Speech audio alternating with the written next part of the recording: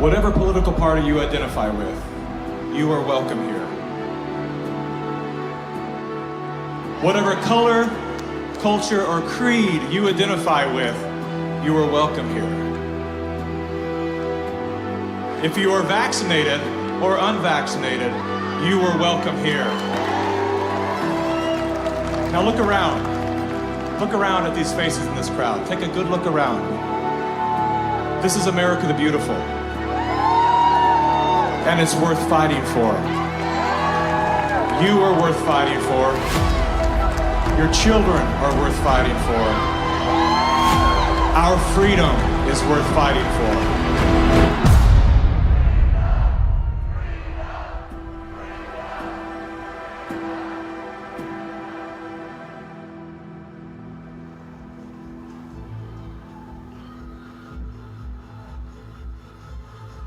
My name is Mikki Willis.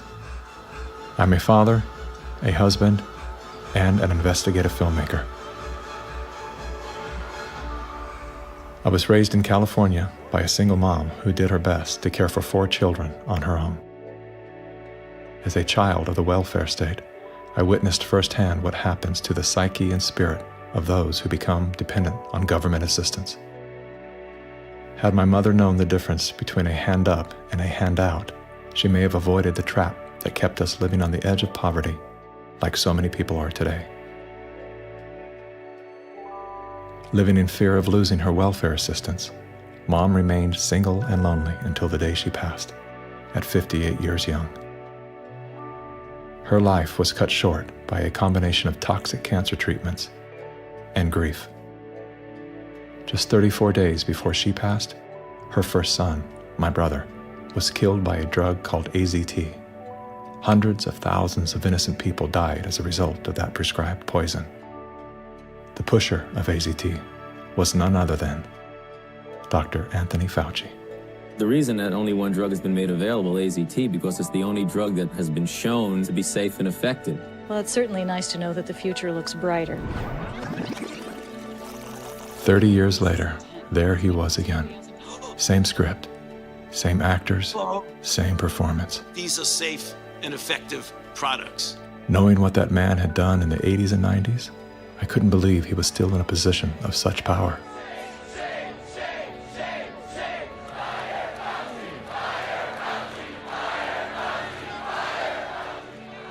As the world descended into synchronized tyranny, I began to ask myself, how did they get everyone to go along with this?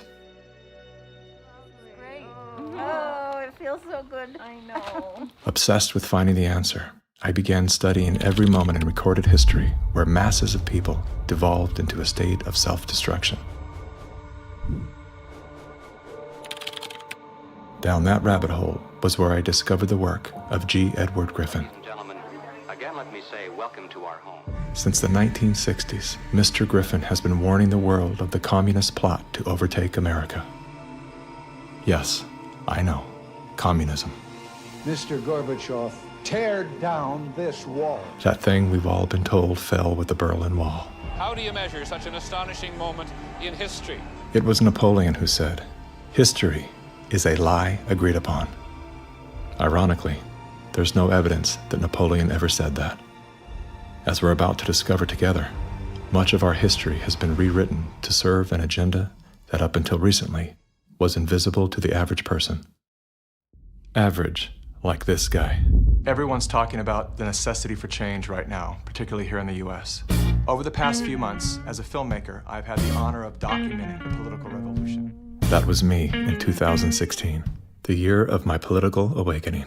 Come on board the political revolution. I was touring with the Bernie Sanders campaign, creating media to help his grassroots movement grow. At that time, I knew very little about socialism and even less about democratic socialism.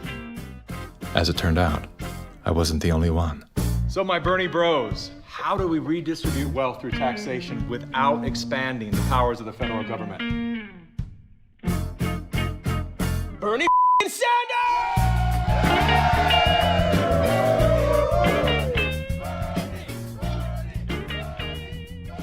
As confusion set in, I began turning my questions inward.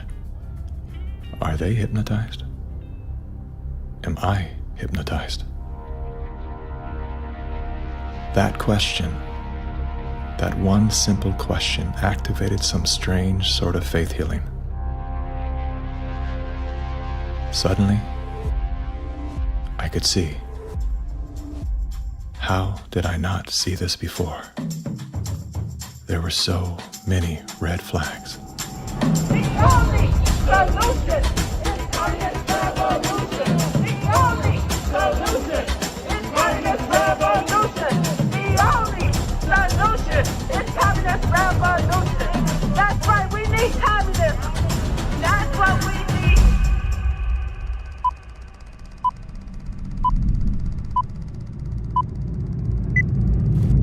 I'm well aware that whether you're here in person or through the medium of motion picture, that for most of you, it's not easy to fit meetings of this kind into your schedules. But the fact that you are here indicates that you do have an interest in the subject. So in order not to waste any of your time, let's dispense with the usual preliminaries and get right down to the business at hand. We're going to examine in quite a bit of detail the communist theory and practice of revolution, particularly as applied to the United States. Now, this will not be something dreamed up out of thin air. This will be the strategy as taught by them and advocated by them in their own manuals, in their textbooks, and in their schools. The new program of the Communist Party on this subject has this to say. The term socialism describes but the first stage of a new society that in its full development is called communism. Socialism is a transitional stage. Jim Carrey, everybody. I went out today and bought me some freedom-friendly Nikes. Yeah, that's right. As a salute to Colin Kaepernick, to Nike, congratulations on your fantastic choice. Thank you so much. Well, it's good to be back in dystopian America. The Republicans are running with the word socialism. They're trying to say... They're trying to scare people. Scare people. It's communism. It's Venezuela, Trump says. We're going to be living in Venezuela. I grew up in Canada. I'm here to tell you that this bullshit line that you get on all of the political shows from people is that it's a failure. The system is a failure in Canada. It is not a failure in Canada. I never waited for anything in my life. I chose my own doctors. My mother never paid for a prescription. It was fantastic. And I just got back from Vancouver, and I keep hearing this, like, Canadians are so nice. Canadians are so nice. They can be nice because they have health care. Because they have a government that cares about them. In Canada, the authorities say there's now a state of emergency. Riot gear swept through Canada's capital. Today, police in Ottawa used batons and pepper spray. They just trampled that lady. Look what you did to her! Medical wait times in this country are longer than ever. The cost of living just keeps climbing. There's a socialist coup unfolding in Canada, and we taxpayers are funding it. In the recent years, a lot of Canadians have been watching their once well-regarded country become what some are even calling tyrannical. A country previously hailed as the most free and democratic in the world. Now, the People's World, the official West Coast newspaper of the Communist Party, ran this rather interesting editorial. What is needed now is an effort that begins to approximate the magnitude of the problem. As a minimum, such a program should demand massive emergency action by the federal government. The federal government has invoked the Emergencies Act. It gives unprecedented power to the Canadian federal government. As of today, a bank or other financial service provider will be able to immediately freeze or suspend an account without a court order. If you are involved in this protest, we will actively look to identify you and follow up with financial sanctions and criminal charges. Banks have already started to freeze the accounts of people involved in the protests. Please get out. Immediately get out. Intimidating people in a church during the Passover. Unbelievable. Growing up under communist dictatorship, I have been warning Canadians that that's what's coming. I could smell it. I could see it at every corner. We will not put up with this anymore. We are fighting back. Protests, public protests are an important part of making sure we're getting messages out there, but using protests to demand changes to public policy is something that I think is worrisome. Okay. So here we have the Prime Minister of Canada saying that, yes, we have a highly functioning democracy and they have the right and freedom to protest. However, if those protests are used to demand change in government policy, then no. The small fringe minority who are holding unacceptable views that they're expressing.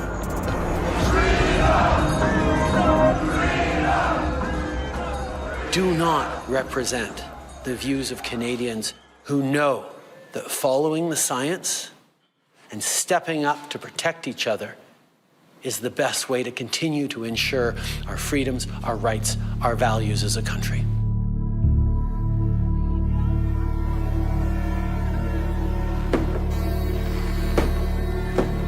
Liberal Prime Minister Justin Trudeau claims to be following the science, but Trudeau's science often comes in the form of this bizarre authoritarian technocracy.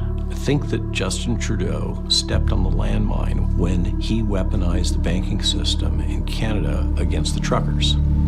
Those peaceful trucker protests, their most violent act was honking their horns. And in retaliation, they had their access to their bank accounts, and anybody that supported them in any way had their access to bank accounts eliminated. And at that moment in time, we all came to realize what was really going down. Even with Sun TV watching for any slip, he was asked which country he most admired and referred to China. The level of admiration I actually have for China,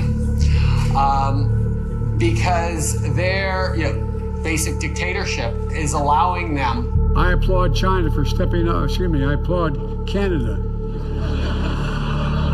You can tell what I'm thinking. A prime minister who openly admires the Chinese basic dictatorship, who tramples on fundamental rights by persecuting and criminalizing his own citizens as terrorists just because they dared to stand up to his perverted concept of democracy, should not be allowed to speak in this house at all. Mr. Trudeau, please spare us your presence. Thank you. Canadians know where I stand. This is a moment for responsible leaders to think carefully about where they stand and who they stand with. While Justin Trudeau makes a compelling case study, he is not the only dictator on the rise. Under the new rules provided by the COVID-19 emergency, many other elected leaders were empowered to show their true colors. Interesting how they all marched in perfect lockstep while chanting the same slogans. This pandemic has provided an opportunity. Here we are now with an economy in crisis, but with an incredible opportunity. It's certainly a major crisis, but it also offers us a unique opportunity. Unprecedented opportunity to rethink and reset. The great opportunity for reset. Opportunity for us to reset. For a reset. It's almost as if they all attended the same school of thought and studied under the same professor.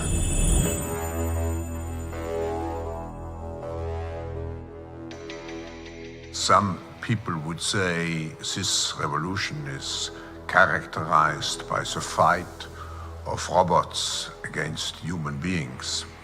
And we will win this fight. Professor Klaus Schwab was born in 1938 in Ravensburg, Germany, where Nazi crimes against humanity were committed. His father, Eugene Wilhelm Schwab, was the managing director of Escher Weiss Ravensburg, a company that used slave labor to manufacture weapons of war for the Third Reich. While Klaus's father was at the helm, the Nazi Party awarded Escher Weiss Ravensburg the title of National Socialist Model Company. Years later, Klaus Schwab joined the board of directors at Escher Weiss Ravensburg, where he played a key role in the development of South Africa's nuclear weapons program during the darkest years of the racist apartheid regime. Today, Klaus Schwab is the founder and executive chairman of the World Economic Forum. If you'd like to meet the people who are supposed to repair the state of the world, or give a piece of your mind to the bankers who helped get us into this mess, we can tell you where to find a lot of them. The World Economic Forum. Founded in 1971, The World Economic Forum is an international private organization which receives billions of tax-free dollars from its members and their global enterprises. Every year, the WEF brings together its members with world leaders, big pharma executives, tech titans, Hollywood celebrities, media personalities, and internet influencers to meet in the secluded mountains of Davos, Switzerland. It is a tiny town folded into the Swiss Alps, a village where you could bump into Bill Clinton, Bill Gates, the head of Google, and the Queen of Jordan, all in one place. A lot of reporters cover the forum, but few get inside.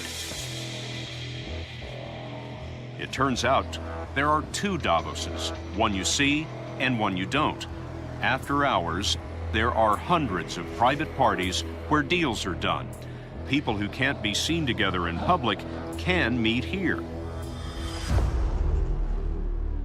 Your Royal Highnesses, Excellencies, distinguished heads of state and government, the future is built by us, by a powerful community as you here in this room. Klaus Schwab, the founder of the WEF, is particularly upfront and even proud of his ability to shape and influence world politics. I created the community of global shapers as a means, as a force to shape our common future. And of course, their Global Young Leaders program is a grooming ground so that when they ultimately infiltrate cabinets, We penetrate the cabinets. they will likely tend to govern a certain way. Nobody will be safe if not everybody is vaccinated. The names and the countries he mentioned ended up being some of the most dystopian and authoritative during this pandemic. Names like Ms. Merkel, Vladimir Putin, and so on. Other names? Jacinda Ardern, Sebastian Kurz, Mauricio Macri, Mark Zuckerberg, Jack Ma, Gavin Newsom, Stéphane Bancel, Chelsea Clinton, Leonardo DiCaprio, Sanjay Gupta, Dr. Leana Wen, Alexander and Jonathan Soros, George Soros' sons, and several of the Rothschilds. And of course, Now, who could represent such a world better than you, Prime Minister? In 2014, Klaus Schwab called for the Great Reset, We need a great reset. which he positioned as the solution to the world's most urgent issues. The dark reality of Schwab's agenda is detailed in his best-selling book, COVID-19, The Great Reset. His endgame mission is to replace independent governance with a top-down controlled, one world government and a central bank-controlled digital currency. When they say, you'll be happy, what they mean is you'll be enslaved. That's why they're talking about a great reset. That's why they're talking about introducing this quasi-communist, quasi-socialist agenda. They know we've run the course where we cannot continue down the path of the ever-increasing indebtedness because we have a generation that quite literally cannot afford to buy a house. Millions of Americans are priced out of buying a home. And so it's easy to tell that generation, we're gonna forgive your college debt. Student debt relief. And set your expectations lower. You're gonna rent forever. We're gonna celebrate the tiny house movement. We're gonna do all of these things which sound cool because they're shaping our narrative so that we become capable of expecting less. What we need to do is not expect less. We need to remove inefficiencies so we can experience more. And that's the subtle distinction that the Great Reset is missing. Like most globalists, Schwab regards communist China as a shining model of how he intends to transform the world. We now welcome His Excellency Xi Jinping. China has made significant economic and social achievements under your leadership. Chinese influence on global affairs is growing. The founder of the World Economic Forum, Klaus Schwab, says that this is what motivated the group this year to invite President Xi Jinping to deliver the keynote address in Davos. Schwab said Xi's presence was a sign of the shift from a unipolar world dominated by the United States to a more multipolar system in which rising powers like China will have a step up and play a bigger role. I think it's a role model for many countries. But we have to go one step further. It's a systemic transformation of the world. Artificial intelligence, the metaverse, synthetic biology, our life in 10 years from now will be completely different, and who masters those technologies will be the master of the world. Similar to his protege, Justin Trudeau, Klaus Schwab makes a fascinating case study. Yet he too is merely the master of his own world. Economic Forum. Science is replacing evolution by natural selection with evolution by intelligent design. Not the intelligent design of some god above the clouds, but our intelligent design and the intelligent design of our clouds. The IBM cloud, the Microsoft cloud, these are the new driving forces of evolution. Today, we have the technology to hack human beings on a massive scale. And by this I mean that if you have enough data and you have enough computing power, you can understand people better than they understand themselves. And then you can manipulate them in ways which were previously impossible. You know, the whole idea that humans have this soul or spirit and they have free will, that's over. Now, how exactly will the future masters of the planet look like? This will be decided by the people who own the data. Foreign powers can collect, store, and exploit biometric information from COVID tests. U.S. intelligence officials tell CBS News that China is trying to collect Americans' DNA in hopes of controlling the future of healthcare. China's test kits are a tool to help China compile genetic data. The Chinese aren't the only ones exploring this technology. The U.S. is working on it as well. The White House is ramping up its COVID response, announcing Americans can once again get free COVID test kits as concerns are growing over a rare... Data is the most important asset in the world. Those who control the data control the future, not just of humanity, but the future of life itself. Everywhere she goes, Ouyang Haoyu is followed. What she buys, how she behaves, is tracked and scored to show how responsible and trustworthy she is. It's called the social credit system. A person's reputation is scored on a scale of 350 to 950. It's big data meets Big Brother, expanding how the government monitors, understands, and ultimately controls its 1.4 billion citizens. A good score brings benefits, but people with low scores lose rights. The cinema names and shames people considered untrustworthy, plastering their details, even their addresses, across big screens. And information collectors are paid to report on their neighbors. The Supreme Court has created a blacklist for so-called bad citizens. Among them is this journalist. He got a little too close to uncovering corruption among high-profile party members. He was blacklisted. He only realized when he tried to buy a train ticket. Once you're blacklisted, you can no longer get a bank loan, start a business, buy an apartment, or even send your children to a private school. By using the mechanism of social credit, we'll be able to establish a blacklist of people. These punishments will serve as a whip to rebuild moral values. And few here are willing to criticize it, something that may pose a risk itself for a bad score and the life that comes with it. It may seem scary, but it's just like that here. We're used to it, and anyway, we don't have a choice. China wants obedient citizens. Criticism or resistance among the population is virtually non-existent. This woman's door was kicked in by police when she refused to go to quarantine. Now these videos show rows of metal containers which are being used to house COVID-19 patients. Some of them have complained that very little food is left for them in the freezing metal boxes. Chinese government officials now installing fences in Shanghai, blocking people from leaving their homes. For some, Shanghai feels like the world's largest prison.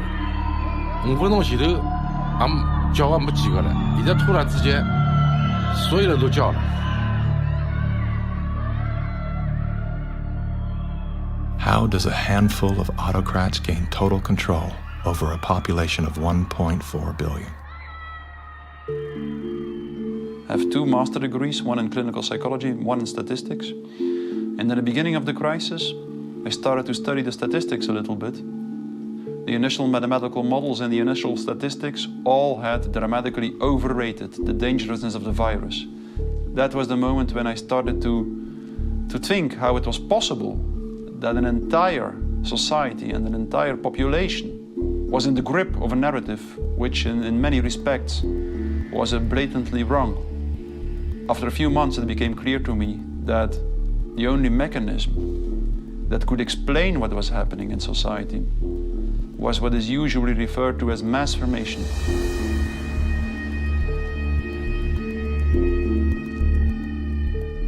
Mass formation is identical to hypnosis. And this term refers to a specific kind of group formation, which has very special characteristic effects at the level of individual mental functioning. And one of these effects is that an individual that is in the grip of mass formation typically lose every capacity to take a critical distance from what they believe in, from what the group believes in. You would think it would be people with lower IQs that would be more susceptible to this, but it seems to be the other way around. Are you seeing this? I have seen this, and it does seem to be predicted by educational status and IQ. We look to be verified for our belief system, right? And so a doctor goes to the CDC. The CDC says this is true, it must be true, I'm staying in that zone. It's actually people outside of the system go, well, I want to challenge the CDC here for a second. Where's this study come from? Where's it, and that's what I do. All of these people were kept out of the conversation. All I can comment and you were there. wanting me to sign onto a social contract where the scientific method isn't being used. I'm not interested in medical pedigree. I'm interested in medical consensus. People who are highly intelligent tend to go and get a lot of degrees. Those people have spent so many years in institutions to get those degrees that they have developed a trust and confidence in not only the educational institutions, but those that support them, which are largely government bodies. And so they start from the place of, if it's told by the university, by the government, it's probably going to be true. What I've learned about science is that it's really imagine they're looking at like a fragment of the world and it's all they see. It's all they're looking at. The world, they don't see the world. So I think that there's a disconnect between people who are smart and have lots of degrees with actual reality, with the lived experience of nature, of life, that you don't see with people who are actually working with their hands outdoors all of the time. A mass formation typically emerges in a society when very specific conditions are met. First and for all, the most central condition is a major part of the population needs to feel lonely.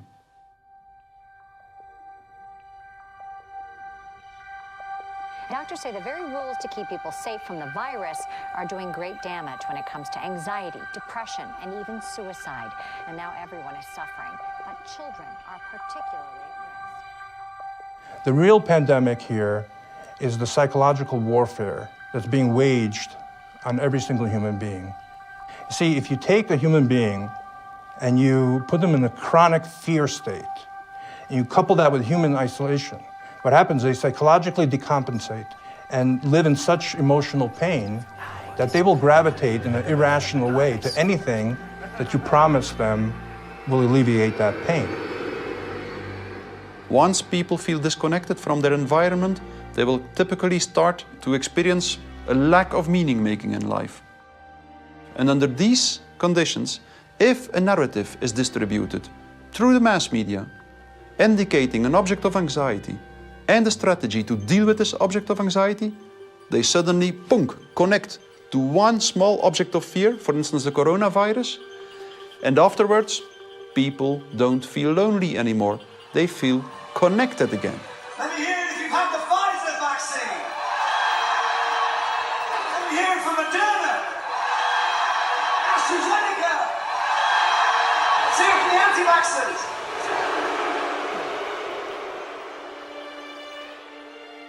The new kind of social bond is highly problematic, just because the connections between the individuals even deteriorate more, and the bond between the individual and the collective becomes stronger and stronger and stronger, which make them willing to sacrifice everything for the collective. Its health, its wealth, the future of its children, everything. Something else that is really characteristic of individuals in mass formation is that they become radically intolerant for dissonant voices. The people who are not getting vaccines, it's time to start shaming them. What else? Or leave them behind. Vaccinated person having a heart attack? Yes, come right on in. We'll take care of you. Unvaccinated guy, rest in peace, Wheezy.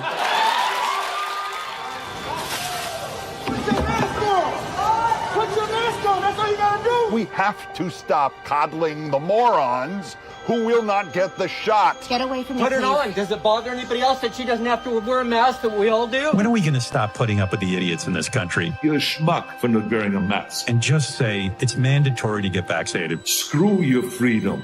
People who do not go along with the masses are stigmatized, and in the end, the masses are inclined to destroy the people who do not go along with them. And they do so as if it is an ethical duty to do so. Getting good people to do bad things, harmful things, while thinking they're good things, it's a dangerous place to be because it looks great. You feel great while you're being used. They will sacrifice themselves, and they see it as a virtue because it demonstrates their complete obedience to the cult, to the group, to perform ritualistic behavior which causes them harm. One of the most clear illustrations of this was when the leaders of the Communist Party in the Soviet Union were sentenced to death, often tortured to death. They did not object. They said things like, if this helps the Communist Party, it's my pleasure to do it. That's something that was observed in all major examples of mass formation in history.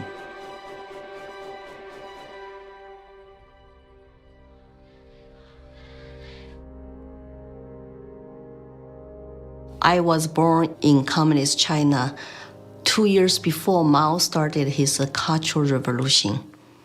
So we had to be indoctrinated and chanting slogans and holding Chairman Mao's little red books to say, long live Chairman Mao, long live Communist Party. Inspired by Soviet Union dictators Vladimir Lenin and Joseph Stalin, China's communist leader, Mao Zedong, borrowed from the playbook of the Russian Revolution. To fight anti-communist forces, Lenin organized a military branch of his Communist Party, known as the Red Army. Following suit, Mao branded his army the Red Guards. However, Mao's soldiers were not enlisted from his military. His Red Guards were made up of high school and university students. So he used young people to start Cultural Revolution, to top down statues, burning old buildings, and demonize all religions, going after all dissident voices, and to turn all the Chinese against each other, family turn on each other, neighbors turn on each other. Chairman Mao, as he was known, was deeply influenced by Lenin's ideas on Marxism and revolution, and often praised Stalin as a great leader. He started his Great Leap Forward campaign in the 50s and killed 2 million landlord owners. 40 million to 60 million people estimated starving to death. The people were trading their children's dead bodies to eat, to survive. Cannibalism was everywhere. Through war, torture, execution, and famine, Chairman Mao caused the death of 80 million innocent people, making him the deadliest dictator of all time. China shaved the heads of women, put them all in unattractive asexual clothes, did the same thing for the men. This technique has been used in the 20th century by every totalitarian regime. The Mao wanted to create a genderless society. That's why girls like me could not wear beautiful clothes and could not do makeup. We have to just look like boys, unisex, no gender. They asexualize the population so that there's no more desire, no more bipolarity of male and female. Everybody looks like an automaton. And then what do? Rather than turning towards one another, they turn towards the state. So the only thing left for me, a child, to believe in is communism. And Mao was the new God.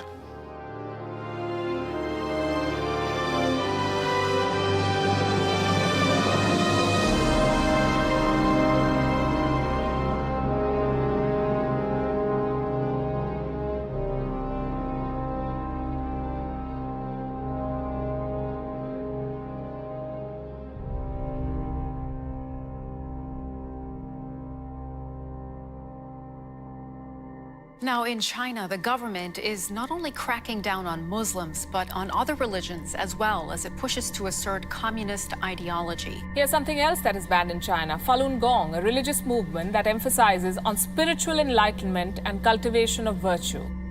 5,000-year-old Chinese civilization were founded on faith.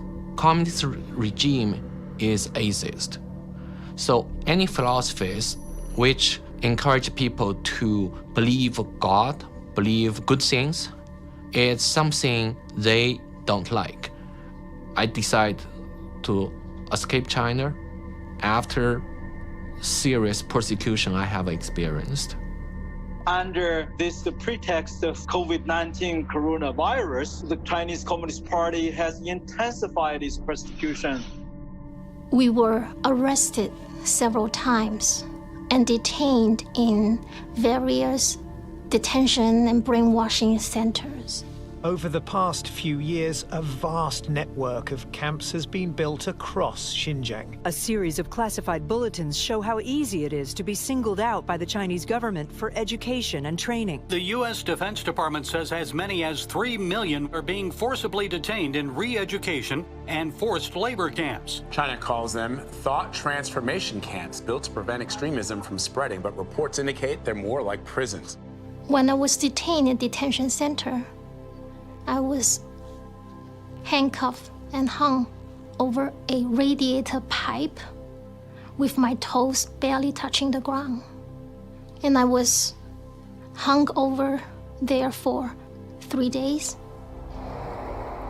The CCP guards brought 4 male detainees into my cell and began one of the worst experiences of torture. And on the brink of death, I realized I could do nothing but turn to my belief. So I prayed to be saved. Moments later, one of the 4 male detainees suddenly fainted on the floor, which interrupted the torture.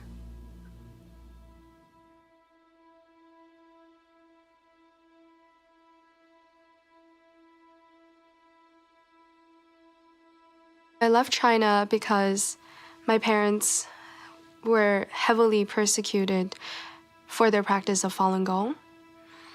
From age 1 to age 5, my grandparents were taking care of me because my parents, they were always inside some dark cells being tortured.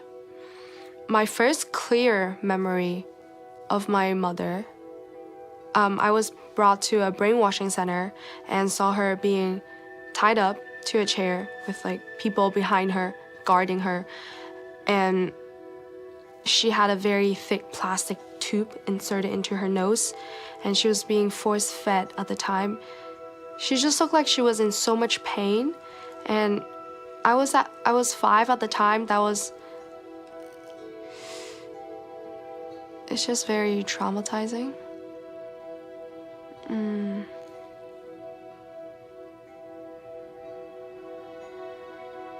My school principal actually came to me several times and told me not to be a part of my parents and to report any activity that my parents would do. They're instilling all the lies and hatred into the younger generation. The young people are used today to do the American Cultural Revolution, to turn the kids basically not to trust their parents anymore. And say, oh, my parents don't understand me, I'm confused. I need to turn to my teachers, turn to other authority figures. Look at the Mao's Cultural Revolution to say, how many similarities are there?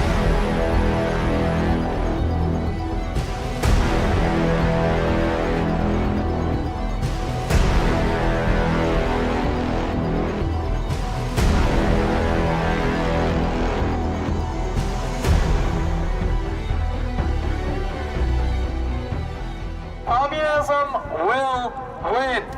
That's not a joke. That will happen.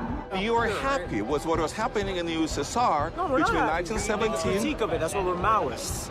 We make a critique of it in order to improve socialism the next time it comes around and throws people like your ass into a labor camp.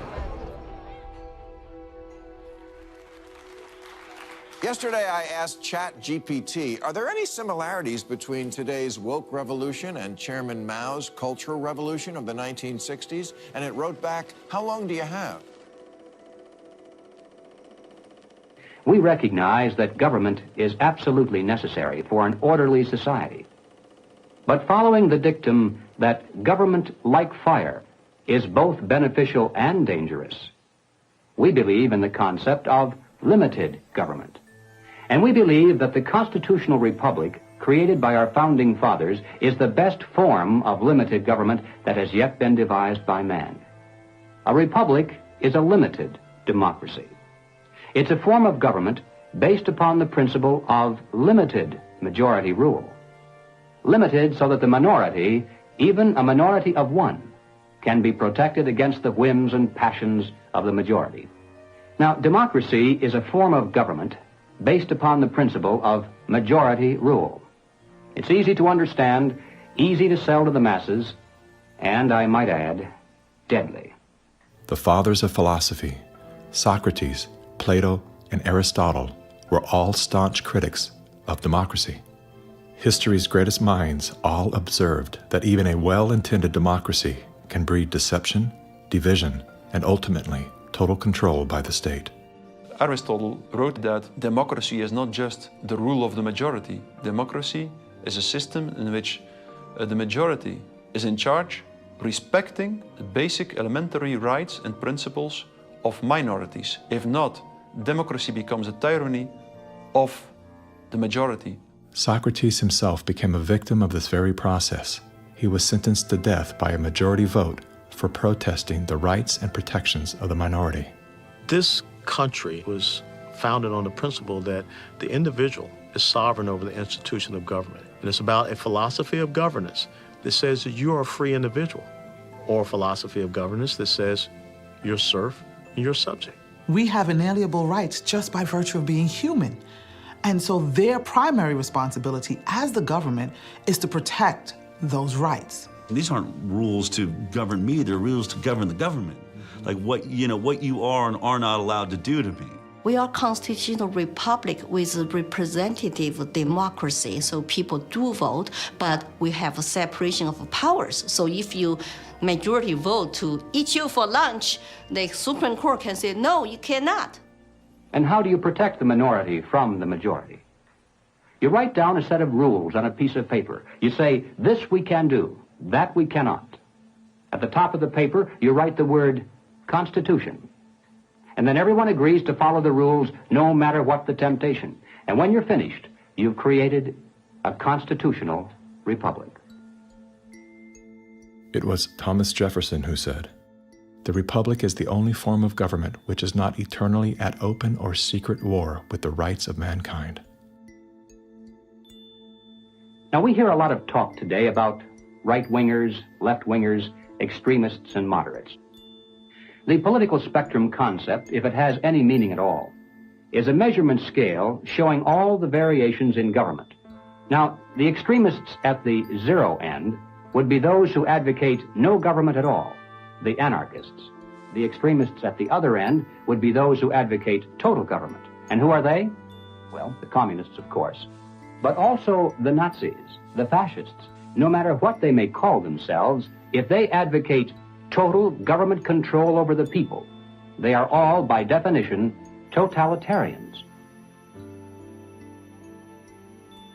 The debate is not between conservatives and liberals. It goes back in history long before those words were ever invented. The opposing points of view properly are identified as individualism versus collectivism.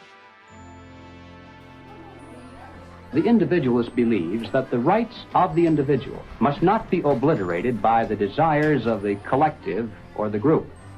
The collectivist, on the other hand, believes that the group is more important than the single person within it, and that the individual must be sacrificed if necessary for the greater good of the greater number. The individualists believe that every man has a personal and direct responsibility to provide first for himself, next for his family, and then for those outside his family who may be in need. The collectivist, on the other hand, declares that the individual is not personally responsible for charity, for raising his own children, providing for his aging parents, or even providing for himself, for that matter. This is a group function of the state, of government itself. Everything we talk about, socialism, communism, globalism, and Nazism, guess what? It's all collective society. Collectivism on an international level is essentially known as globalism, which is often promoted as a framework for unity and sustainability. Under the guise of philanthropy, the leaders of the globalist movement leverage every possible crisis to advance their plan to replace national sovereignty with a one-world government. We are confronted with so many crises simultaneously. What does it need to master the future? It is the globalists who are behind the destructive new methods of control, like ESG, the acronym for Environmental, Social, Governance. Similar to China's social credit score, ESG is a ranking system that tracks a company or country's carbon footprint, as well as its commitment to diversity and inclusion. A low ESG score can lead to severe consequences, including reputational damage, legal and regulatory actions, and loss of investors and bank credit lines. Within the last decade, numerous nations and thousands of major brands have been coerced to adapt to the ESG program, and today, many of them are paying the price. In 2018, the World Economic Forum published an article on its website entitled, "How We Will Make Sri Lanka Rich by 2025. That article was removed once it became known that food prices in Sri Lanka had nearly doubled and that millions of their citizens were facing starvation. Now, what caused this? Farmers protested and asked the government to work with them on slowly improving farming practices to be more environmentally friendly rather than implementing harsh bans. But the government was more interested in maintaining a high ESG score with its creditors like BlackRock. As a result, food production dropped drastically, with farmers expecting crop losses of 85%. The country had to begin spending money on importing food when it was previously self-sufficient. Sri Lanka is a cautionary tale. What's happening there could be a foreshadowing of what's in store for us if we don't take heed and learn some lessons. The Dutch government was one of the first to sign on to the ESG system. Dutch farmers pleaded that the rush to adapt to extreme new regulations would result in the destruction of the country's food supply. The Netherlands is the second largest agriculture exporter in the world, earning the title of the tiny country that feeds the world. A collapse of their system could trigger a global food crisis. Yet, the Netherlands Prime Minister continued to persecute Dutch farmers until they were forced to revolt. Where do you find still such a prime minister in the world? You find it in the Netherlands, and it's Mark Rutte. And remember, too, the Netherlands is the pilot program of the World Food Hubs, and the World Economic Forum has assigned to the Netherlands what they call this Global Secretariat, using, ironically, a communist term for it. Klaus Schwab's golden pin-up boy, Prime Minister Mark Rutte, is busy fulfilling the agenda of the World Economic Forum's Great Reset by turfing farmers off their own land. Perhaps the most important lesson I've learned in my years as Prime Minister of one of the world's most outward-looking trading countries is that national interests are often best served by international cooperation. Schwab has sold this idea because they're up against the wall. Okay, you have all these governments that are basically broke.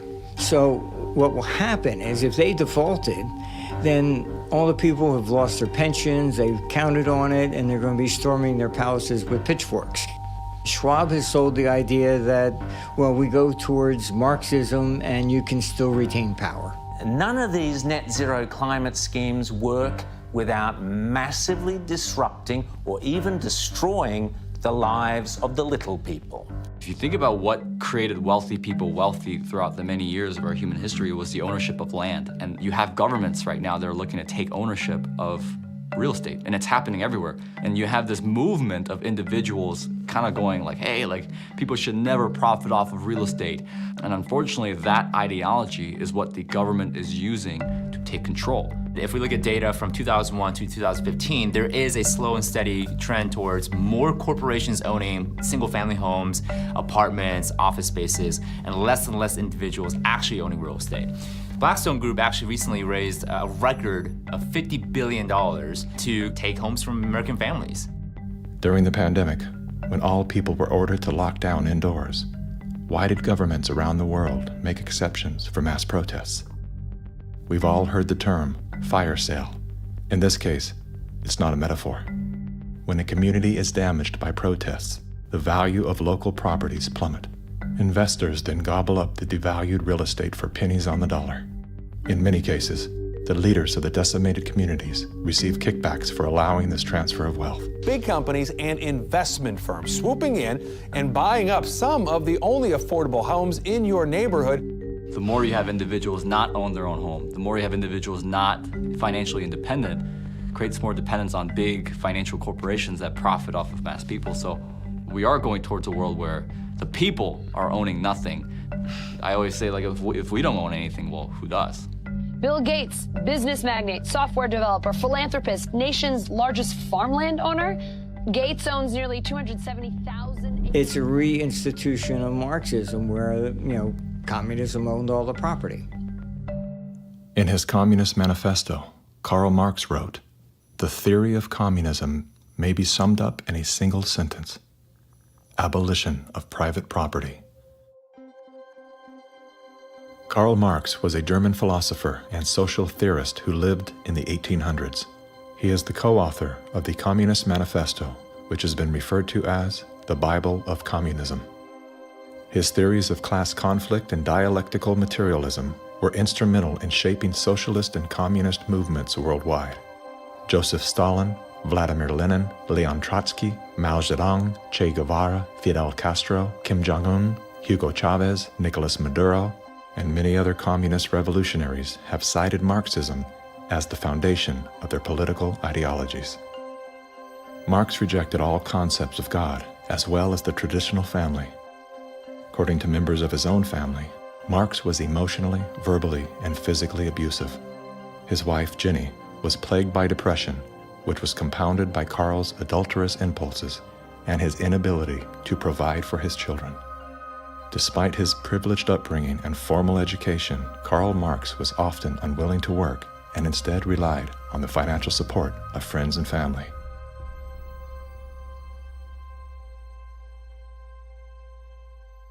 In 1943, the following directive was issued from party headquarters to all communists in the United States.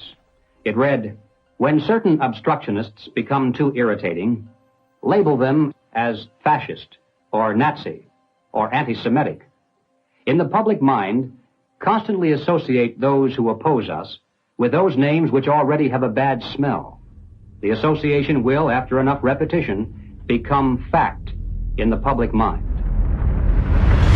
The founding fathers were racist, misogynist, Fascist political party, radicals on the far right, Anti-Semitic, xenophobic, transphobic, Uncle Tom's white supremacist, domestic terrorist, neo-Nazi organizer, Nazis. You are an anti-vaxxer. Anti-vaxxers. Racist. Name calling is their number one bullying tactic, and they apply it unremittingly to anyone who questions their dogma or says something they find unacceptable or offensive. Part of the system. As early as 1928, the communists declared that the racial differences among our people constituted the weakest and most vulnerable point in our social fabric. By constantly probing and straining at this one spot, they calculated that eventually the cloth could be torn apart and that Americans could be divided, weakened, and perhaps even set against each other in open combat. They said in no unmistakable terms that the Negro people, because of their social status and their predominant working class composition, offered greater revolutionary possibilities than any other cross-section of the population. How do we get mess. Revolution, nothing less. Revolution, nothing less. Revolution, nothing less. Revolution, nothing less. Revolution, nothing less. The communists call not only for extensive chaos within the cities, the plan is for raging fires from one city to the next. The average American, they say, soft and decadent, when he sees billows of black smoke rising from one horizon to the other, when at night the only light he has to see by is the flickering red from flames leaping into the sky, he'll become paralyzed with fear and panic and do nothing to interfere with the guerrilla bands as they strike at the community's power centers. To justify violence, they have to be able to claim that they're liberating people. And if people are to be liberated, then it's necessary to go through the motions, at least, of pretending that they have a right to form a nation of their own. The Communist Party called for their liberation, to break away from the United States and to set up their own nation within our borders. Activists now control a barricaded area. It's been called an autonomous zone. They want it to be free of capitalism, state authority, and police. To take the United States, all of the United States, it'll be necessary, they say, to involve white people as well as black, and in general, to escalate the revolution in America from race war to class war. Feed the rich and feed the poor. This is class war. Now, when they talk about pressure from above, they mean using their people and their influence within the very government marked for takeover to bring forward official recommendations for legislation. The recommendations, of course, are offered supposedly as solutions to national problems, but when passed into law, their only real effect is to vastly increase the power of government and to move the country that much closer toward the ultimate goal. The pressure from below, then, involves using their influence over the various mass membership organizations of the country to create the appearance of great popular support for these recommendations. Of course, the members of those organizations must never suspect that they're being used to promote the communist program. Now, the silent majority, the average person, is caught right in the middle. He looks above and sees highly respected spokesmen for government calling for socialist legislation. He looks below and sees mobs of demonstrators shouting for the same thing. He says to himself, has everyone gone crazy or is it me? Now, he's still in the majority, of course, but he doesn't know it. He thinks he's helplessly outnumbered, and he bows to what he thinks is the democratic will of the majority. Here's an interesting thing I've noticed is even with a lot of these ideologies, right, with what people call these days, woke, if people were these horrible, awful, bigoted, racist, xenophobic, white supremacists, it wouldn't even work. The only reason it even works is because people are so compassionate that they, I want to make sure I use the right words and I say the right phrases. So you're actually weaponizing the fact that people are decent people, and you're taking that compassion and you're targeting it at, this is the group of people who you should be angry at. They weaponized human compassion. We mustn't kid ourselves into thinking that the communists have placed their agitators only into the black communities. They're working both sides of the street. They want hatred, violence, and bloodshed between the races, and they don't care how they get it or whom they use, even children if necessary. My young comrades. Hi. This is my way of figuring out if you've been tainted by the patriarchy. Patriarchy? Oh! This looks creepy. It looks creepy. Why? There's just like this thing about white people that just makes me be like... Oh, looks like Donnie got a full cookie. Because he's a white man. Say it with me. Structural racism! Yeah! You may have wondered why the Communist Party has been a staunch supporter of the drive to place a black studies curriculum into our high schools and colleges. The reason becomes obvious the minute you take a look at the textbooks and the study guides.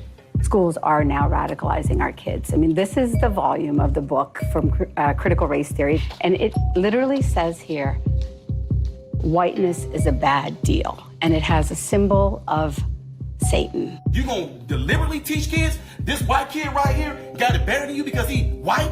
You gonna purposely tell a white kid, oh, the black people are all down to suppress? How do I have two medical debris if I'm sitting here oppressed. Not only is it in the schools, but it's in the workplace, it's throughout society. It's destroying this country. If this continues, we will look back and be responsible for the dismantling of the greatest country in the world by reverting to teaching hate and that race is a determining factor on where your destiny lies. Thank you.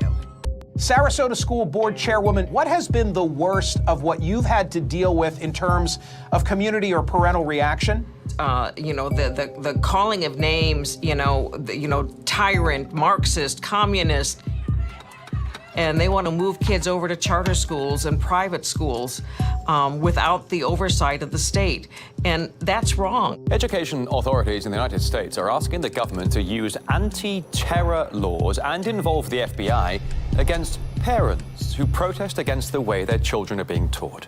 It identifies no fewer than 13 possible federal crimes, including making annoying phone calls.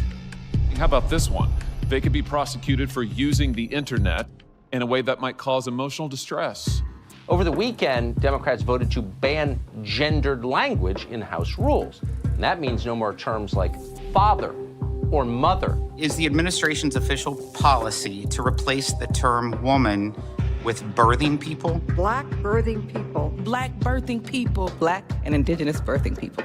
You shifted from using the term mother to birthing people. Again, if we're trying to be precise in the language that's used. Mom's a pretty good word. I'm not a birth person. I'm a mother. Can you provide a definition for the word woman? Can I provide a definition? No. Yeah. I can't.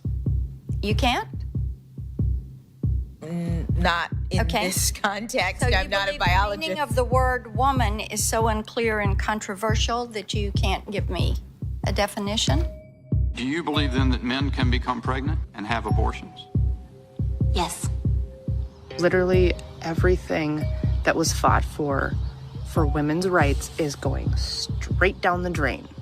This environment that has been created and corrupted and manipulated does not respect women, does not respect children, does not respect men. It cares nothing for family. So that's why they have to attack mother and remove father, because she's going to protect that child, he's going to protect that woman, and they both are going to protect society. Good evening. Good evening. Thank you very much. Thank you for your service. When you talk about a parent-child relationship, you're talking about something primal that is in the heart of the liberal, not the Marxist, that's in the heart of the person who's conservative. And they're pushing the boundaries on something that they cannot control.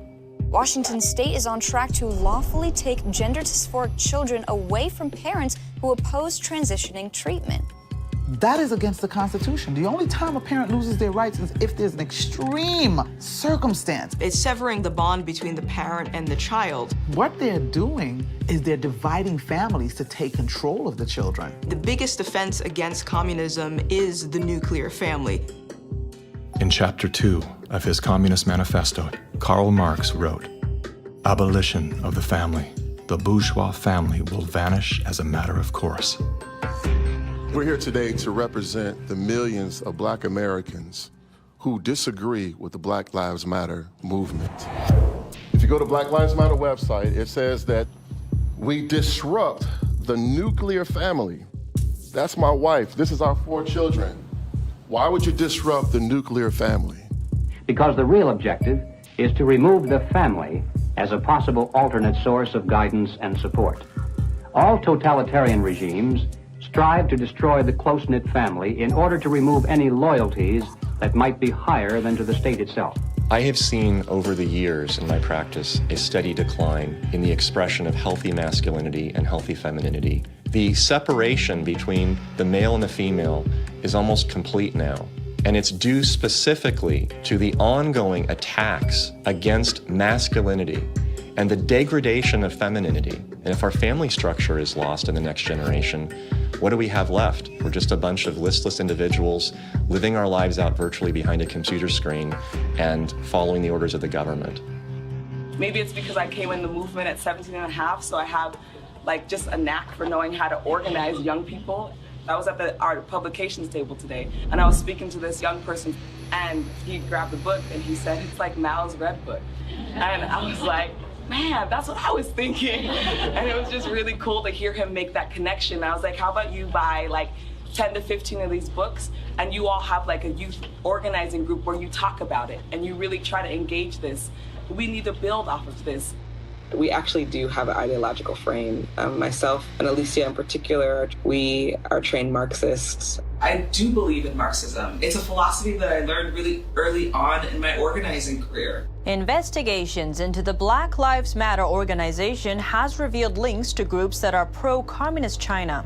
The self-proclaimed Marxist Black Lives Matter co-founder Alicia Garza also owns the Black Futures Lab project. Yet all would be lost for the Black Future Lab if not for the Chinese Progressive Association. Donations to the Black Futures Lab don't go directly to the foundation itself. The Chinese Progressive Association gets them instead. Through forensic investigations, we now know that the 2020 BLM fiery but mostly peaceful protests were organized and partially funded through a network of pro-communist organizations. One of the groups is US-based Liberation Road, which was founded by a faction of the Communist Party of Vietnam. Liberation Road is allied with the new communist movement and has direct ties to the Chinese Communist Party. The San Francisco-based, communist-rooted Chinese Progressive Association formed a sister company called Asians for Black Lives to serve as a bridge between BLM and the Chinese Communist Party.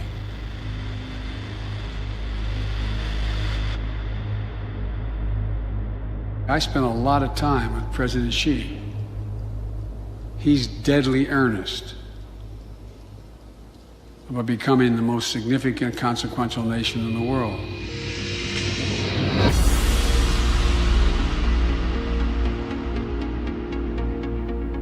When we speak of China, it's important to distinguish between the people and their oppressive government.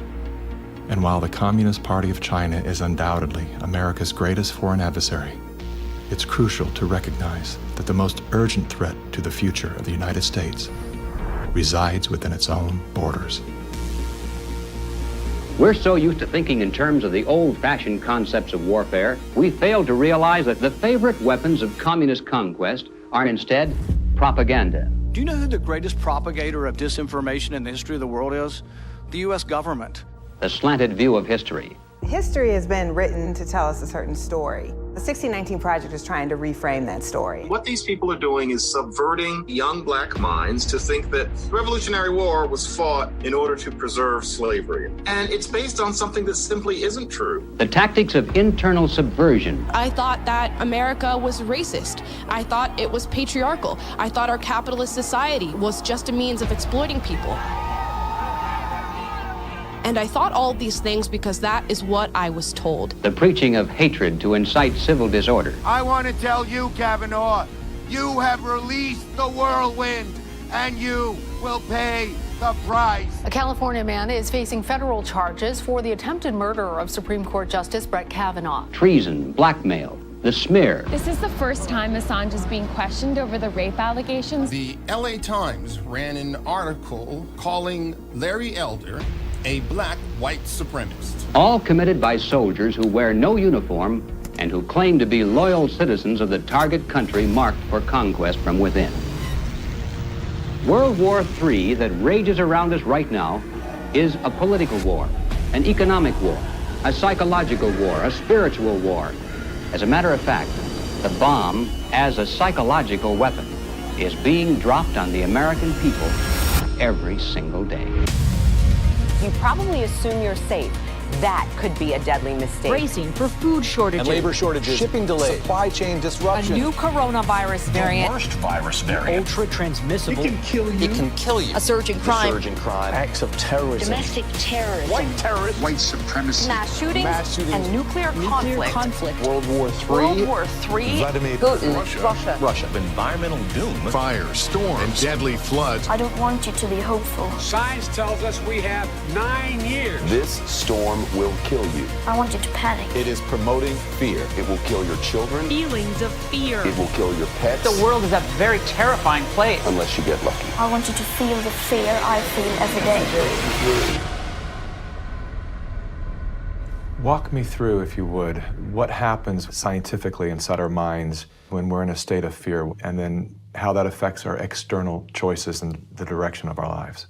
This is well known and well researched in the psychological literature and the psychiatric literature, that when someone is afraid, when someone is in a state of fear, that person cannot think rationally.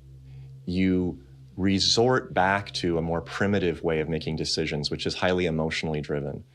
And when you're placed in a chronic state of fear, as we have been, you end up in what I would call a traumatized state, meaning that you're not just momentarily scared, you are frozen. You have seen your ability to think critically suspended. The issue is not about COVID or vaccines or anything else. It's not that.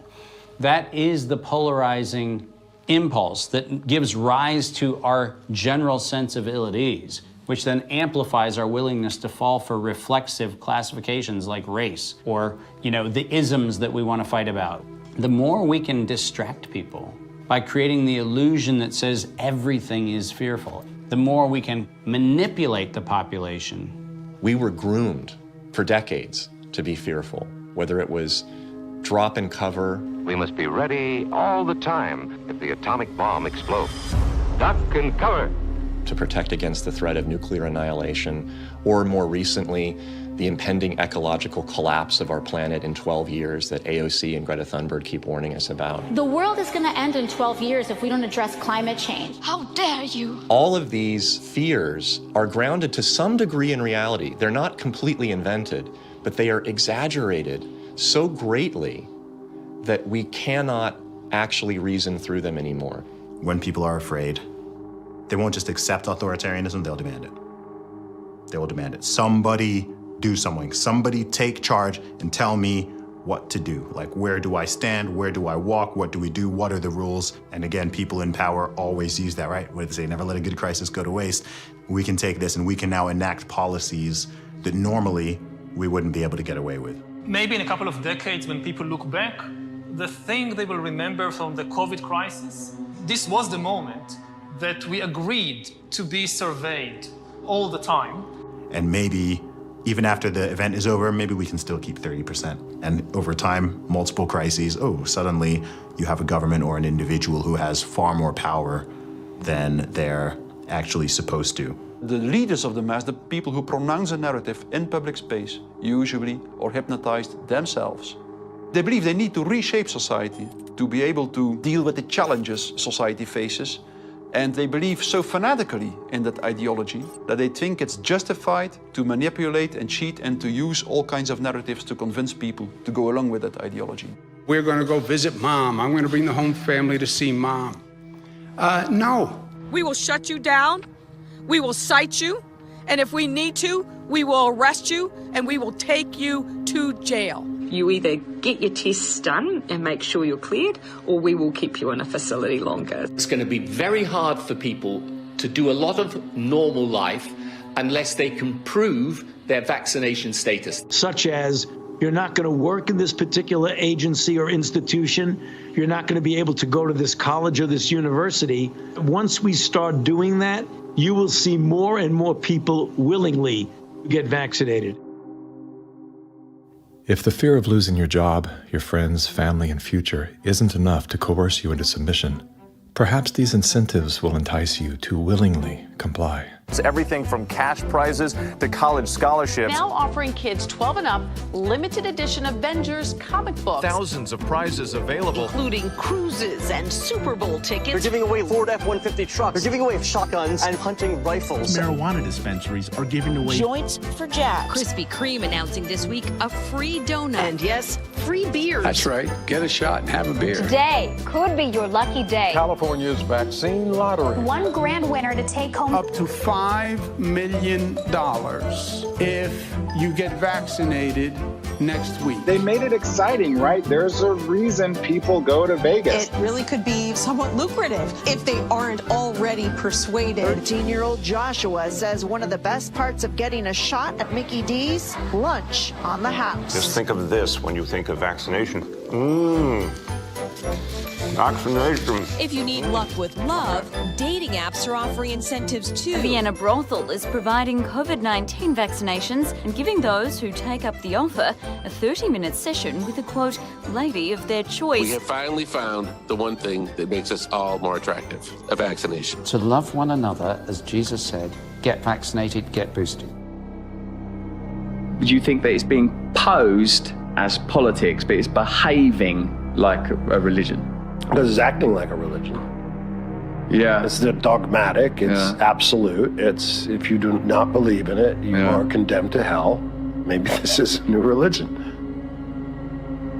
God did answer our prayers. He made the smartest men and women, the scientists, the doctors, the researchers. He made them come up with a vaccine. That is from God to us. And we must say, thank you, God. Thank you.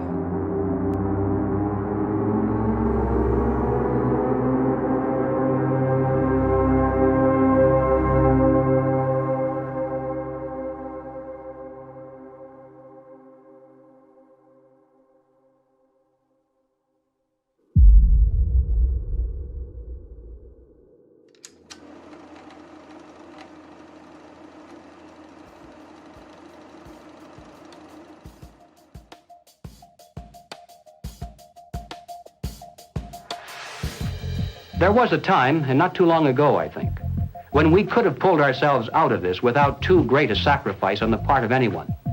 But we didn't. Instead, we slept. Everywhere I look, I see men and women who know that communists are making headway in this country. They know that something must be done and that someone must stand up to them. But they themselves do nothing. They remain silent because they're afraid that if they speak out, it'll be bad for business. They may lose a client. They may even lose their jobs. Or perhaps they're receiving a regular government check and already are too dependent upon some of the very people and programs they know they should oppose. We have now passed the point of painless solutions and parlor patriotism. Well, all right, so what do we do about it? What are the countermeasures that need to be taken?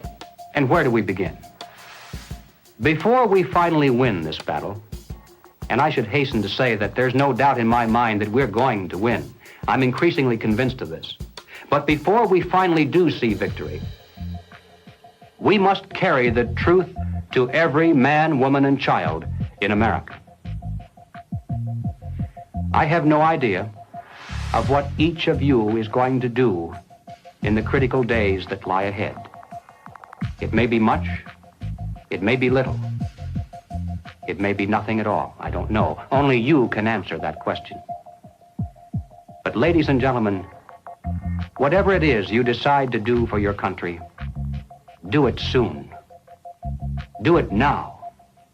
Every minute that you delay further will add dearly to the price of ultimate victory. Mr. Griffin, that was over 50 years ago.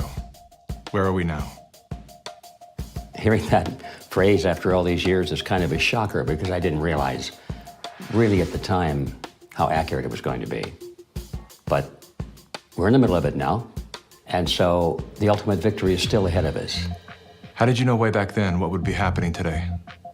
It's a long story, of course, but I did take a fascinating tour of the Communist Bookstore in Los Angeles when I was very, very young. I was working for an insurance company. I was Mr. Corporate America, you know. That was the period when the hippie, image was pretty popular, and a lot of these guys in that bookstore were in that uniform. And I think they felt I was a potential recruit, Yes, we've always been quite willing to talk about We'll talk about socialism anywhere, in the streets or in the Senate, anywhere, They're a communist faction making a big power play for SDS. Is there any communists back here? I guess there is. Yes, they are communists, and yet our nation seems unconcerned. Many newspapers, television commentators, and educators call these young revolutionaries dissidents. But are these voices of mere dissent, of mere student unrest, or of sedition and revolution? They invited me to come to their study groups, they called them. They were really the recruiting funnel, you know. And I didn't have to pretend to be interested because I was interested. I wanted to see what these guys were up to. In the course, the more I read, the more I realized that these guys were deadly serious. And so my crusader gene said, hey, buddy, you better stop worrying about the corporate ladder and making money and looking good and start doing something about it. And I'm glad I did, because after that point, my life had a meaning and had a purpose more than just self-centered. Who are some of the key figures behind this agenda? I'm not sure we can name names. We know that there are layers and layers of control and influence, sort of pyramidal in form. At the bottom level, of course, it's just all the common people. Most of them don't even know what's going on. It used to be that an invader could come in with a superior army, and people resent it, but they obey because if they don't, they get killed. Now, if they want to conquer people in this environment, they have to do it through the mind. And of course, today, after all the technology that we have, and the control over the communications and the images and the school system and the media, they have absolute control over the funnel of information that comes to the average person.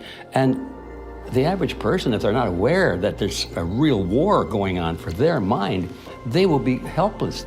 And as long as people are on the edge of fear, they're willing to give up their liberties and pay lots and lots in taxes. A tax on carbon. And as I passed through that idea that, in my view, the enemy is in a category called collectivism. And that's the word that applies to all of these things: socialism, communism, fascism, Nazism. All of these things are merely variants of collectivism. That is the philosophy based on the assumption that the group is more important than the individual, and that the individual must be sacrificed, if necessary, for the greater good of the greater number. That's the trick. You're doing this for society. Obviously, you don't like to tell people what to do, but sometimes for the good of society, that's necessary. We have to start doing things for the greater good of society, and not for idiots who think that they can do their own research. But it's not about me and my rights to choose. It's about how I love my neighbor. You are not doing this for yourself. If you are at all like me, your own health, your own risk is not a big rational driver of all of your actions. They trick us into thinking that if you act in your own self-interest, that somehow you are selfish. And nothing could be further from the truth. Those of us who've discovered this trick long ago, we realize that enlightened self-interest comes into play. If you are acting out of self-interest, you soon discover that the best way to benefit yourself is to help other people. It does come back. The question is, how do we turn the ship around?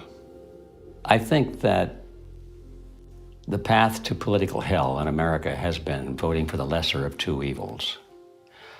They create conflict because the conflict creates fear and confusion, and out of that chaos, people are not too analytical. They'll just struggle for some quick answer, which is who you're going to vote for. That's usually the answer that's offered to them. They think that if you just vote for somebody, the right person, everything will go away. You cannot wait until there's a list of candidates that's published and you say, which one am I going to choose? You know, by that time, the game is over. All those candidates have been selected before you were even aware. You've got to get into politics at the local level so you have some influence in which candidates are selected. And that starts at the grassroots level. You don't come in at the top, you come in at the bottom. If we do that job, we will influence both political parties just like our opponents do now. There is actually a way forward and a way out, but it's going to require work, and it's also going to require that we acknowledge that we have wronged ourselves, that we are part of this problem. It's not the government that caused this. The government facilitated it. What caused it was our being asleep at the wheel. Without taking accountability, we cannot move forward. The masses of humanity have been slapped awake in a very short period of time, to where now it has created a domino effect of awareness all across the planet. People cannot go back into the matrix now. They can't.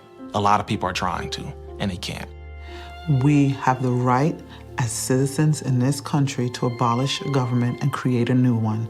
And that is the authority that has been given to us. It is written in our documents. the Declaration of Independence, the Constitution of the United States, the Declaration of Human Rights. We have indelible rights, and the basis of those rights are our freedoms. And if we don't have that, we don't have life. And so we have to awaken, we have to arise, we have to fight. The natural rights of every individual is life, liberty, and property, and establishing a country on a premise that had never been established before, that the individual is sovereign because their rights are endowed to them by a sovereign God. This which has happened can only be described as divine, which is why we're the nation. Our ideology, our way of life is always under this relentless attack that we have defeated over and over again, and we will defeat it this time.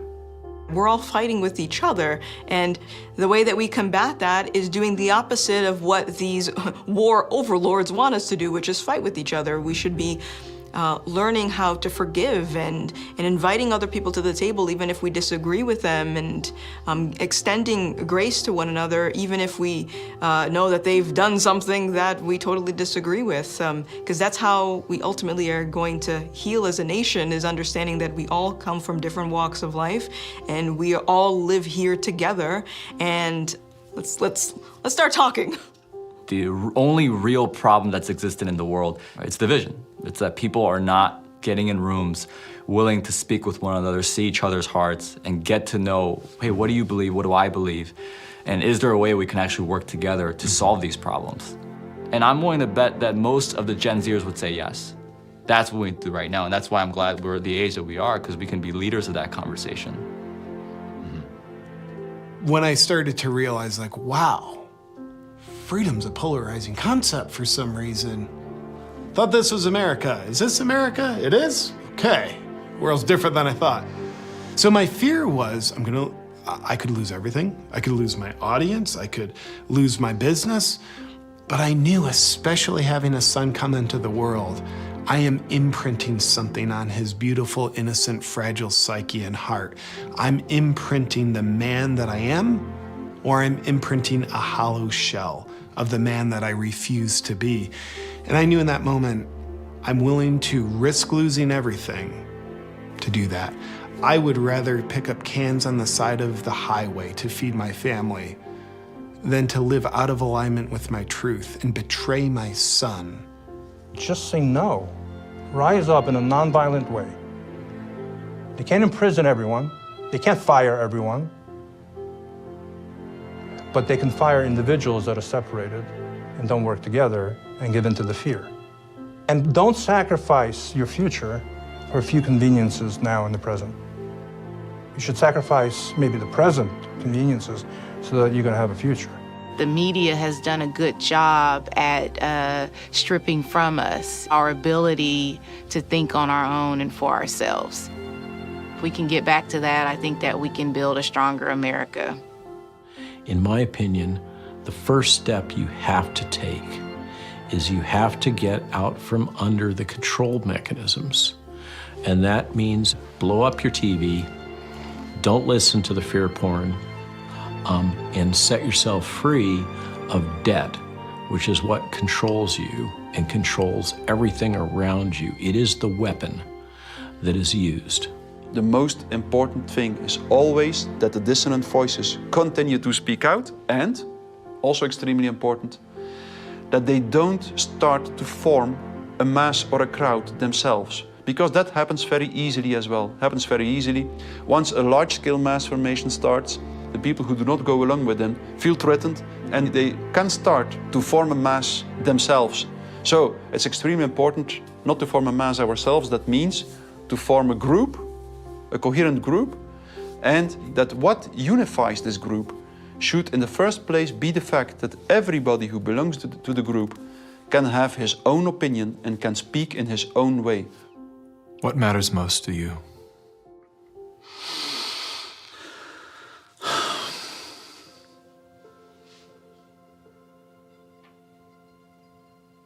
I think what matters most to me is freedom.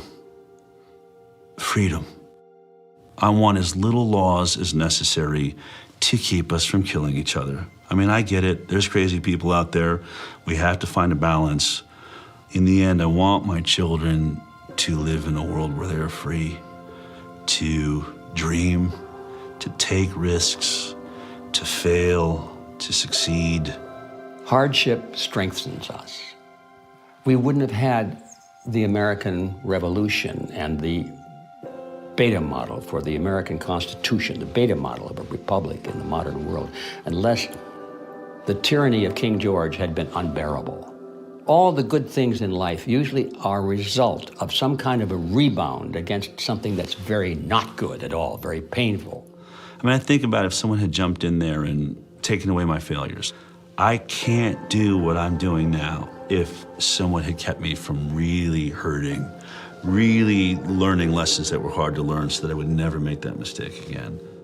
In a philosophical sense, we should be thankful for this movement that's happening, in spite of the fact that it's tragedy and it's hurting people and all that, but without it, we might just go right along in that pot and be boiled in time. But now the frog is jumping out, and we have a chance coming up here now to create a new vision, and it's going to be great. It's a bit cynical, but it is in the end good news that mass formation and totalitarianism always destroys itself in a relatively short time span. And the most important thing, of course, is that you have to make sure that the system does not destroy you before it destroys itself. Throughout history, it was always the very small minority. History has always been written by the 1% of the population. 15% of the population create history, and they follow the leadership, the thought leadership of 1%. But that 15% altogether is what changes history. And so all we have to do is reach 15% of the population. I think today, after all this time, we have more than 15%. We just have to get them together so they realize that they're not alone. And that's our task right now. I don't think our societies have taken the moment to look up and actually see and appreciate how much progress has been made in the past century. On so many different levels, we have made incredible progress. Like, what we've got here is actually great. It's imperfect, and we should still be making tweaks carefully to try to make it better. And I think that's where so much of that self-hatred or hatred of the nation or hatred of the other or whatever comes from, this lack of perspective and gratitude and inability to take a moment, chill out on the activism and go, wait, actually, okay, we've achieved a very unique and special point in history, and let's be careful with that. On that note, as Sure. a man who's traveled the world, have you experienced any nation that has course-corrected beyond their sins more than the U.S. has? No. It's sad to see Americans who live in a free country, born as Americans, and do not recognize their privileges. You are born American, a free country. You never suffered a starvation. And you need to go to other countries to find out why all the immigrants, millions of them, want to come here. What is happening in our backyard today, I experienced as an 11-year-old. I remember vividly all the promises that a guy named Castro gave and how 99% of the people swallowed the pill. He was gonna save Cuba. I remember how he promised to the farmers, to the Guajiros, that you're gonna own the land. I remember all the promises that we hear today about free education and free health care and free land. And my God, no freedom. The defectors here that are speaking out against the Communist Party in China are risking their lives. And our government is not interested in listening to them or helping them in any way.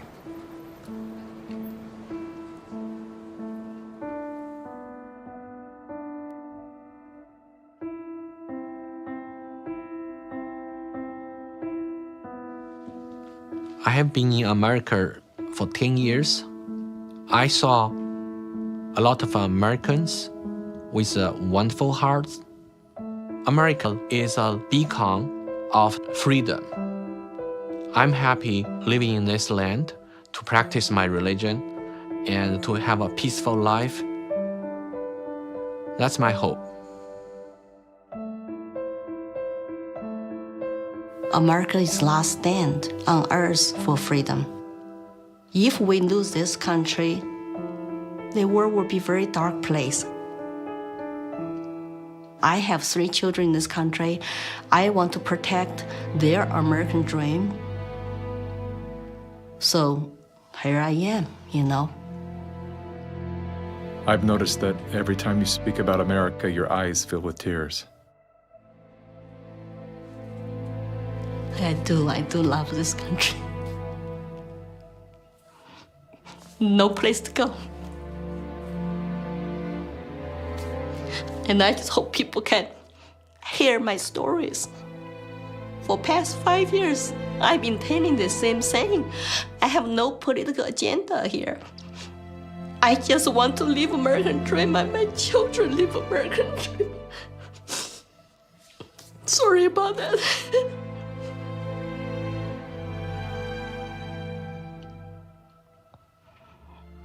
It's time to ask questions. It's time to wake up.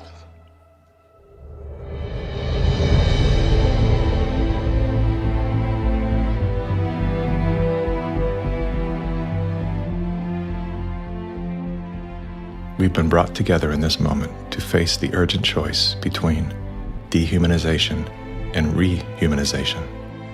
Dehumanization requires us to do nothing. Nothing other than to allow that process to continue to the point of no return. Rehumanization, on the other hand, requires action. One action. To remember. To remember what we knew as children, when everything was possible, before our attention was captured, before the conditioning set in, before our nature was denied. There's nothing new we have to learn. All we have to do is to remember. And then take the hand of that memory and go out and stand on ground, not concrete, not asphalt. Stand on ground and see if you can feel the heartbeat of a universe that conspired to give you life, so that you once again can feel the joy of being completely human.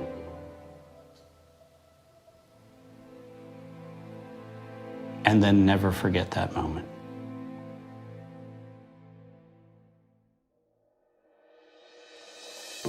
This is the moment for us to activate our innate ability to create solutions. That can only happen through the awareness of symbiosis, defined as a mutually beneficial relationship between different groups. All of life depends on relationships. Every living thing is in communication, from the stars to the planets, the earth, the plants, the elements, the insects, the animals, the humans, and every cell within us. Real change out there begins with real change inside. As Americans today, we are truly a privileged people in a privileged land. But with our blessings come responsibilities, and with responsibilities come risks. The challenge of our time is that we must accept both the responsibilities of our blessings and the risks involved in defending them for ourselves and for future generations. And we must do this without hesitation if we are to be worthy benefactors of that precious heritage of freedom passed on to us through the epic sacrifices of those who have gone before. Now, that is not flag waving, and it is not cliched patriotism. That's a simple statement of the obligations of citizenship in this glorious land, our land, which with God's help we shall preserve.